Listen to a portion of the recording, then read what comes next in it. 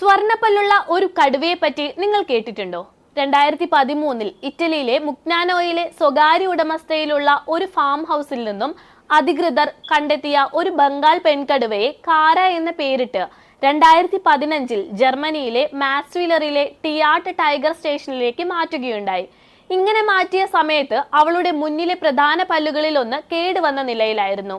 അതിനാൽ വേദന കാരണം ഭക്ഷണം കഴിക്കാൻ അവൾ ഏറെ പാടുപെട്ടിരുന്നു. ഇതിനൊരു പരിഹാരം എന്നോണം 2019 ആഗസ്റ്റ് അവസാനത്തോടെ വിദഗ്ധ ഡോക്ടർമാരുടെ അന്താരാഷ്ട്ര സംഘം കാരയുടെ പല്ലിന്റെ കൃത്രിമമായ ഒരു കാസ്റ്റ് നിർമ്മിക്കുകയും തുടർന്ന് ഈ കാസ്റ്റിന് സമാനമായ ഒരു സ്വർണ്ണപ്പല്ല് നിർമ്മിച്ചെടുക്കുകയും ചെയ്തു.